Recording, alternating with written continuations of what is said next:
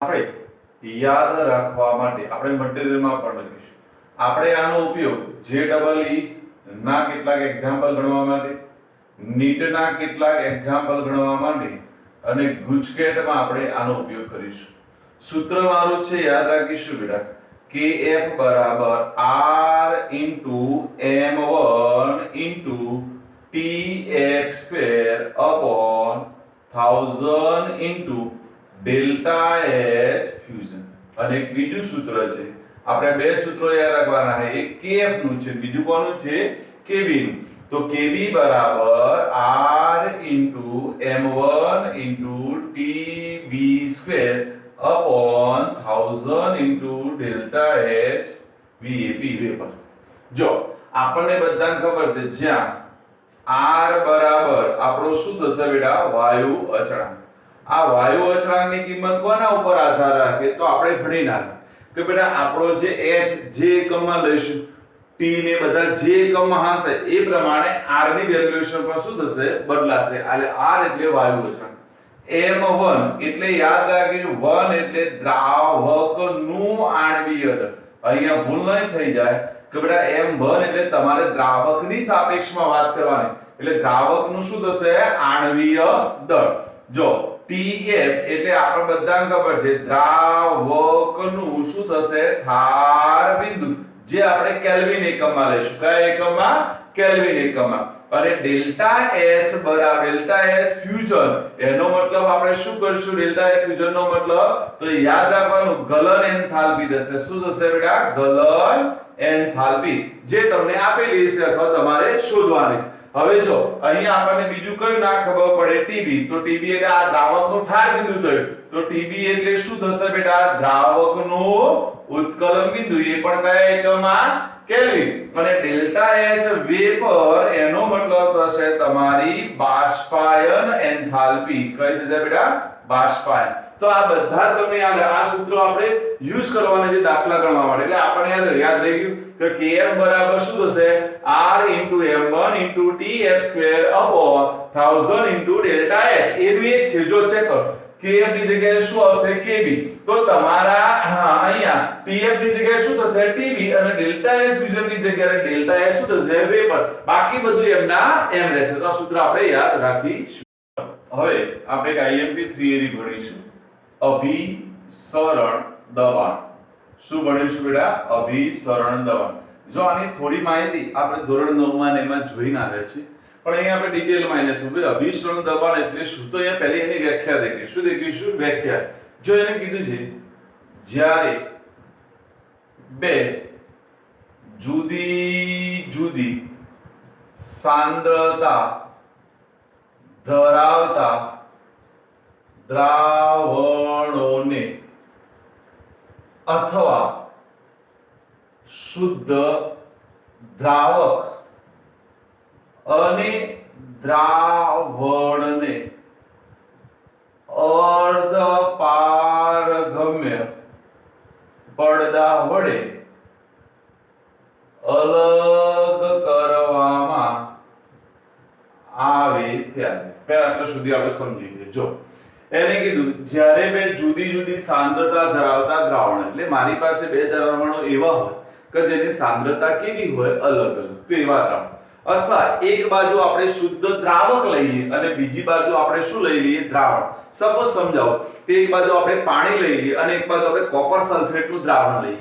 આવા બે દ્રાવણોની વચ્ચે એક પડદો રાખીએ, આ પડદાનું નામ યાદ રાખીશું, જેને કહેવાય અર્ધપારગમ્ય પડદો। શબ્દ યાદ કરો બેટા, અર્ધપારગમ્ય પડદો। તો એને શું કીધું કે આવી બે જુદી જુદી સાંદ્રતા ધરાવતા દ્રાવણો અથવા શુદ્ધ દ્રાવક અને દ્રાવણને અર્ધપારગમ્ય પડદા વડે અલગ કરવામાં। હવે આપણે એને અલગ કરીએ તો શું થશે, તો એને કીધું કે જો પહેલું અહીંયા ઓછી સાંદ્રતા તરફથી વધુ સાંદ્રતા તરફ, અથવા યાદ રાખીશું અહીંયા શુદ્ધ દ્રાવકથી દ્રાવણ તરફ દ્રાવકનો સ્વયંભૂ પ્રવાહ વહે છે જેને અભિસરણ કહે છે. એને શું કહે છે? અભિસરણ કહે છે. ડન. તો ચલો પહેલા અભિસરણની વ્યાખ્યા. શું આવશે અભિસરણની વ્યાખ્યા બેટા? જ્યારે બે જુદી જુદી સાંદ્રતા ધરાવતા દ્રાવણોને અથવા શુદ્ધ દ્રાવક અને દ્રાવણને અર્ધપારગમ્ય પડદા વડે અલગ કરવામાં આવે છે ત્યારે ઓછી સાંદ્રતા તરફ, જો અહીંયા સમજવાનું છે, બધા કરતા ઓપોઝિટ છે. અત્યાર સુધી વધારે ઓછાને દાન આપે, અહીંયા એવું નથી.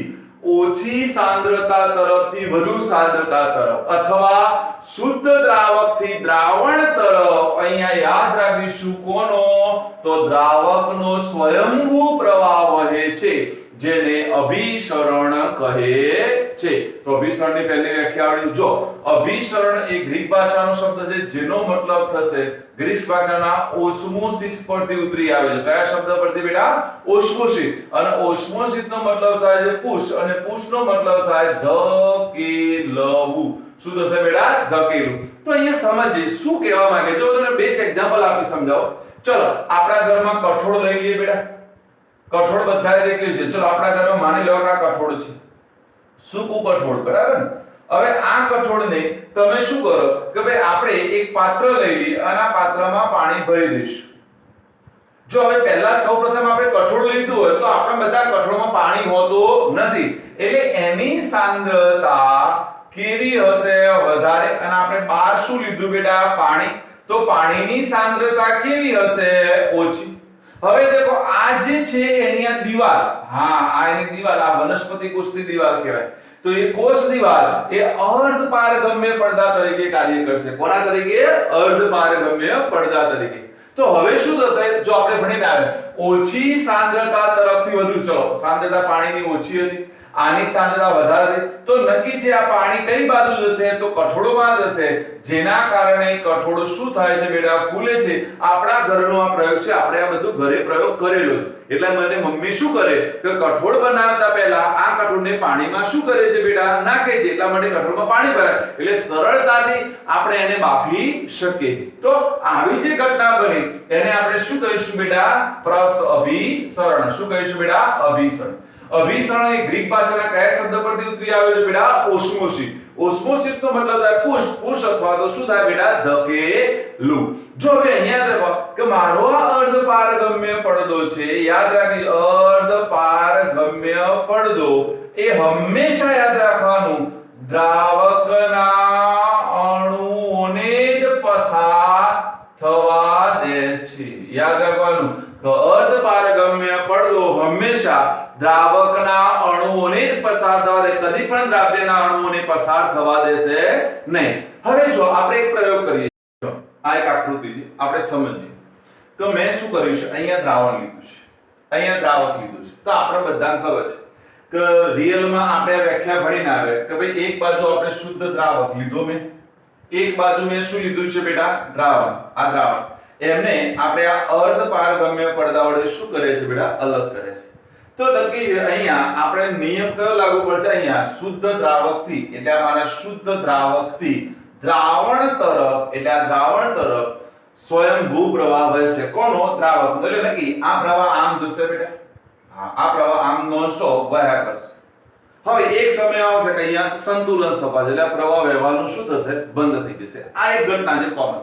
પણ આપણે શરૂઆતમાં વિચાર કરીએ. શરૂઆતમાં પ્રારંભિકમાં એવું કરું કે અહીંયા મેં દ્રાવક લીધું છે, અહીંયા મેં દ્રાવણ લીધું છે, આના ઉપર પણ દબાણ જેટલું આપેલું છે એટલું જ અહીંયા મેં દબાણ આપેલું છે. હવે હું એક અહીંયા વધારાનું દબાણ લગાવું છું. શું કરું છું? વધારાનું દબાણ. જો યાદ રાખો. અને આ વધારાનું દબાણ એટલું લગાવું છું કે આ મારા દ્રાવકનો જે સ્વયંભૂ પ્રવાહ દ્રાવણ તરફ વહે છે એને શું કરી શકાય બેટા? અટકાવી શકાય. કારણ નિયમ, જો વધારાનું દબાણ ન હોત, બંને બાજુ દબાણ સમાન હોત, તો નિયમ પ્રમાણે શું થાત કે ભાઈ શુદ્ધ દ્રાવકથી દ્રાવણ તરફ દ્રાવકનો સ્વયંભૂ પ્રવાહ શું થયો બેટા? વહત.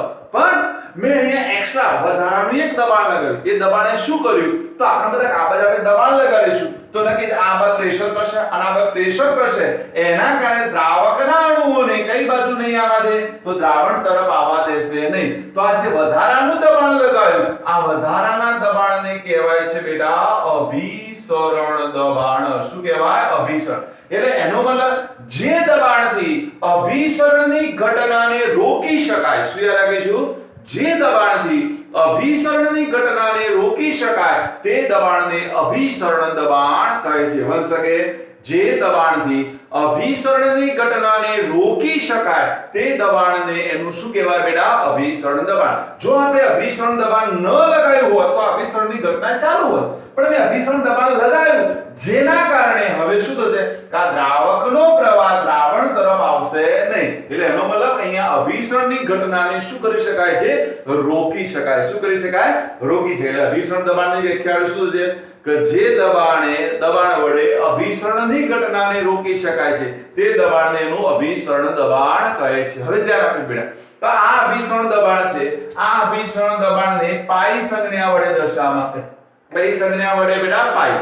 હવે એવું કહેવામાં આવે છે કે આનું સૂત્ર કે ભાઈ પાઈ એ કોના ઉપર આધાર રાખે? તો યાદ રાખવાનું પાઈ એ હંમેશા મોલારિટી પર આધાર રાખે છે. કોના ઉપર? મોલારિટી. તો એને કીધું કે સૂત્ર છે કે પાઈ બરાબર CRT. કયો? CR. જો C4 આપણને બધાને ખબર છે બેટા શું આવશે? સાંદ્રતા. સાંદ્રતા કયા એકમમાં રહીશું આપણે? મોલારિટી. R એટલે વાયુ અચળાંક અને T એટલે તાપમાન. હવે આપણે બધાને ખબર, ચલો યાદ કરો C બરાબર N/V થાય કે ન થાય? કારણ કે સાંદ્રતા એટલે શું? તો મોલ ભાગ્યા કદ થશે. તો એનો મતલબ હવે પાઈ બરાબર હું લખી દઉં NRT/V થાય. તો જો આપણું મેઈન સૂત્ર PV બરાબર NRT હતું. તો જો આ પાઈ V બરાબર એટલે આદર્શ વાયુ સમીકરણ જેવું છે કે નથી? કોના જેવું? આદર્શ વાયુ સમીકરણ. હજુ આપણે ગણવું જોઈએ કે ભાઈ n બરાબર શું? તો W/m. તો મૂકી દો તો શું થશે બેટા? પાઈ V બરાબર WRT/m. અને એકલો પાઈ ને હું કરતા બનાવું તો આવું પણ થઈ જાય WRT/mV. હવે અહીંયા W એટલે આપણે બધા ખબર હોય છે કોનું આવશે ને શું આવશે તે બેટા. બરાબર. તો જો ફરીથી કહી દઉં છું, અહીંયા શું યાદ રાખીશું? વંશ કે ભાઈ અભિસરણ દબાણને કઈ સંજ્ઞા વડે દર્શાવવામાં આવે બેટા? પાઈ. કઈ સંજ્ઞા વડે? પાઈ. તો પાઈ બરાબર CRT એટલે સાંદ્રતાના સમપ્રમાણમાં હોય. તો અભિસરણ દબાણ હંમેશા રાખવાનું સાંદ્રતા વધે અભિસરણ દબાણ વધે, સાંદ્રતા ઘટે અભિસરણ દબાણ ઘટે. એટલે અભિસરણ દબાણ હંમેશા સાંદ્રતાના સમપ્રમાણમાં હોય છે. R અને T તો ખબર, R એટલે વાયુ અચળાંક, T એટલે આપણું તાપમાન, C સાંદ્રતા એટલે મોલ ભાગ્યા કદ અને મોલ એટલે વજન ભાગ્યા આણ્વીય દળ. એટલે આપણું મેઈન સૂત્ર છે પાઈ બરાબર WRT/mV. જો ફરીથી ગઈ ભાઈ આપણે અભિસરણ દબાણ પૂછાય તો પહેલા અભિસરણની વ્યાખ્યા શું આવશે? જ્યારે બે જુદી જુદી સાંદ્રતા ધરાવતા દ્રાવણોને અથવા શુદ્ધ દ્રાવક અને દ્રાવણને અર્ધપારગમ્ય પડદા વડે અલગ કરવામાં આવે છે ત્યારે શું થાય? તો યાદ રાખો ઓછી સાંદ્રતા તરફથી વધુ સાંદ્રતા તરફ અથવા શુદ્ધ દ્રાવકથી દ્રાવણ તરફ દ્રાવકનો સ્વયંભૂ પ્રવાહ વહે છે જેને અભિસરણ દબાણ કહે છે. અભિસરણ દબાણ ગ્રીક ભાષાના શબ્દ ઓસ્મોસિસ એટલે પુશ અથવા ધકેલું થાય તેના પરથી ઉતરી આવે છે. આ મારો અર્ધપારગમ્ય પડદો છે એ હંમેશા દ્રાવકના અણુઓને જ પસાર થવા દે, કદી પણ દ્રાવ્યના અણુઓને પસાર થવા દેશે નહીં. જો આપણે બે પાત્ર લીધા હતા, એકમાં આપણે દ્રાવક લીધું, બીજામાં આપણે શું લીધું? દ્રાવણ. બંને ઉપર આપણે સરખું દબાણ P એટમ લગાવીએ તો નિયમ પ્રમાણે આપણે બધા ખબર છે કે ભાઈ દ્રાવકનો પ્રવાહ કયા તરફ વહેશે બેટા? દ્રાવણ તરફ. પણ મેં અહીંયા એક વધારાનું દબાણ લગાવ્યું. કયું બેટા? પાઈ. તો આ દબાણે શું કર્યું? તો અભિસરણની ઘટનાને રોકી. એટલે એનો મતલબ દ્રાવકના પ્રવાહને દ્રાવણ તરફ આવવા દેશે નહીં. આ દબાણને એનું શું કહેવાય? અભિસરણ દબાણ. અભિસરણ દબાણ એટલે શું? તો જે દબાણ વડે અભિસરણની ઘટનાને રોકી શકાય. શું હશે? જે દબાણ વડે અભિસરણની ઘટનાને રોકી શકાય છે તે દબાણને અભિસરણ દબાણ કહે છે. અભિસરણ દબાણ તેની સાંદ્રતાના સમપ્રમાણમાં હોય છે. હવે જો ધ્યાન આપો કે આ અભિસરણ દબાણ એ યાદ રાખવાનું બેટા સંખ્યાત્મક ગુણધર્મ છે. કયો બેટા? સંખ્યાત્મક ગુણધર્મ છે. એટલે એનો મતલબ એ દ્રાવ્યના સંખ્યાકણ પર આધાર રાખે છે. કોના ઉપર? ફરીથી કહી દઉં છું, દ્રાવ્યના સંખ્યાકણ પર આધાર રાખે રાખે છે, એ દ્રાવ્યની જાત પર આધાર રાખતો નથી. એટલે તમે દ્રાવ્ય કયો લીધો છે એના ઉપર આધાર નહીં રાખતો, પણ દ્રાવ્યના કણો કેટલા છે. NaCl હોય તો બે કણો થશે, Na અને Cl. ધારો કે ખાંડ હોય તો એક જ કણ થશે, યુરિયા હશે તો એક જ કણ હશે, ગ્લુકોઝ હશે તો એક જ કણ હશે. તો એનો મતલબ કે સંખ્યા કણ પર આધાર રાખે છે, એની જાત પર આધાર રાખતો નથી. એટલે આપણે અહીંયા સમજવાનું છે. હવે બીજું કે બેટા આપણે અહીંયા અર્ધપારગમ્ય પડદો વાપરે તો આપણને થાય કે ભાઈ અર્ધપારગમ્ય પડદા તરીકે શું વપરાય. તો યાદ રાખવાનું, જો કુદરતી અર્ધપારગમ્ય પડદાની વાત કરીએ, કયા બેટા? કુદરતી. તો કુદરતીમાં કઈ આવશે? તો એક પહેલું આવશે વનસ્પતિની કોષ દિવાલ. શું આવશે બેટા? વનસ્પતિની કોષ દિવાલ. બીજી આવશે પ્રાણી કોષની દિવાલ.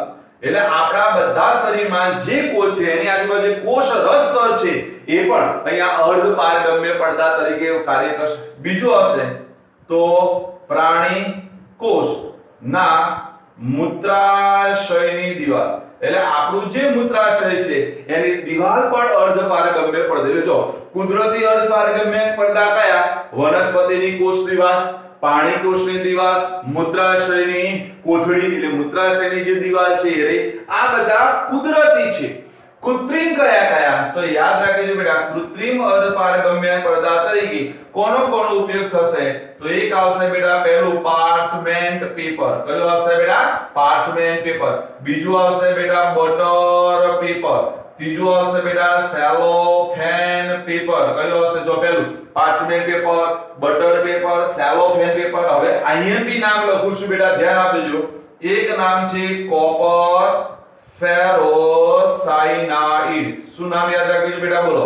કોપર ફેરોસાયનાઇડ, જેનું અણુસૂત્ર થશે બેટા Cu2FeCN6. શું થશે બેટા? Cu2FeCN6. મોસ્ટ ઇમ્પોર્ટન્ટ MCQ કે ઉત્તમ કૃત્રિમ પારગમ્ય પડદો કયો? તો ઉત્તમ કૃત્રિમ અર્ધપારગમ્ય પડદા તરીકે કોપર ફેરોસાયનાઇડ નો ઉપયોગ થાય. કોનો? કોપર ફેરોસાયનાઇડ. અણુસૂત્ર Cu2FeCN6. કયો હશે? Cu2FeCN6. હવે આપણે ભણીશું અભિસરણ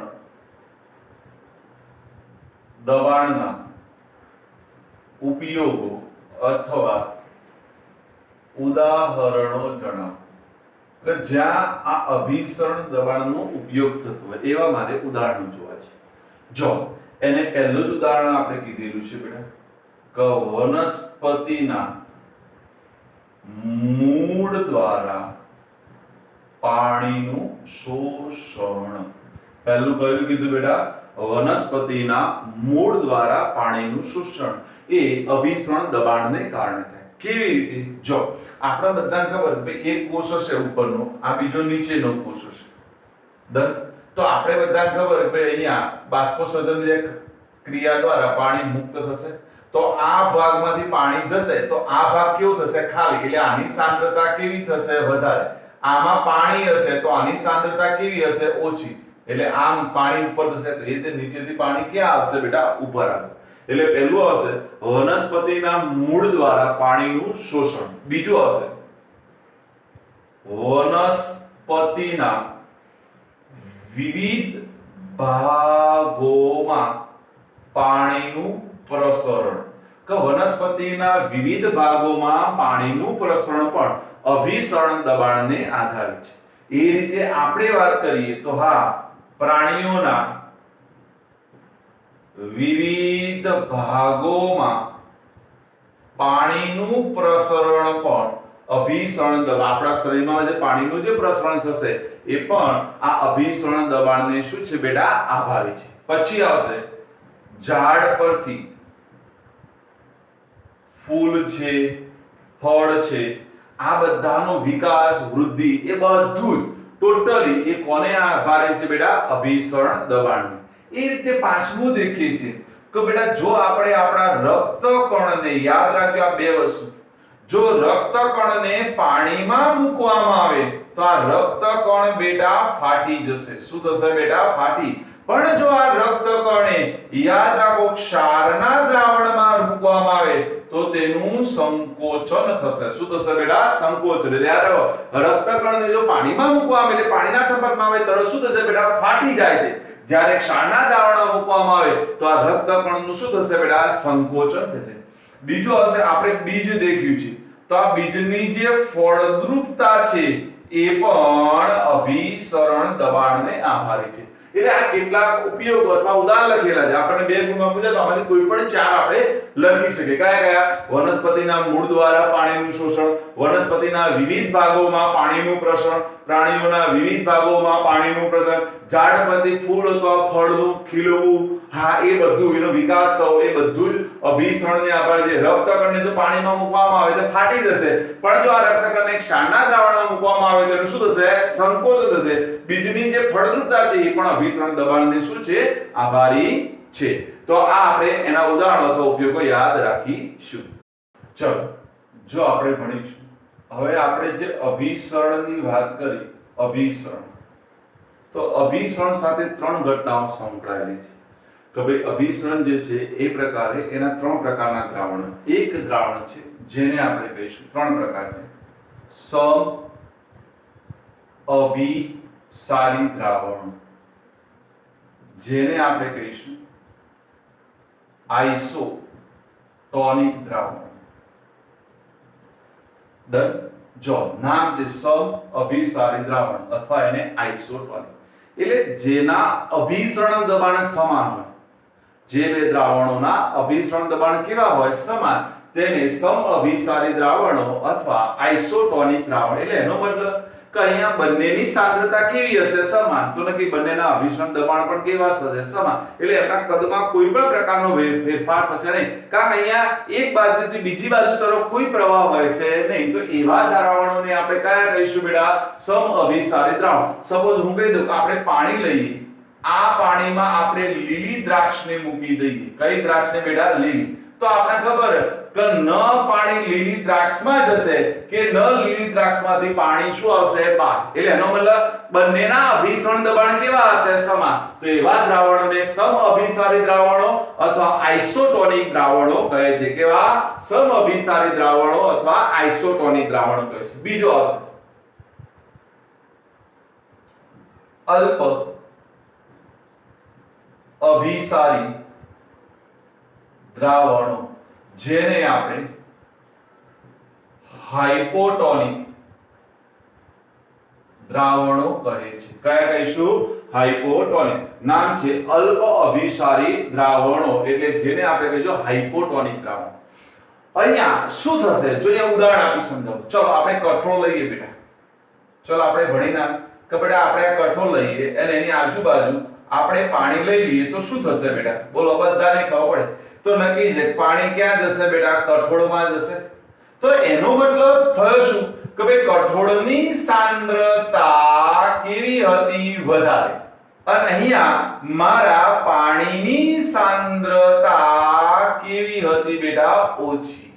તો યાદ રાખો, તો અહીંયા જેનું અભિસરણ દબાણ ઓછું, કોનું અભિસરણ દબાણ ઓછું હશે? તો નક્કી છે બેટા કે કઠોળનું અભિસરણ દબાણ ઓછું હશે, પાણીનું અભિસરણ દબાણ વધારે. એટલે પાણીના અણુઓ કઈ બાજુ જશે બેટા? કઠોળ બાજુ જશે. તો અલ્પ અભિસારી દ્રાવણ તો હાઇપોટોનિક દ્રાવણમાં હંમેશા યાદ રાખવાનું બેટા, કોષ શું થશે બેટા? ફૂલે. શું થાય બેટા? કોષ ફૂલે. કેમ?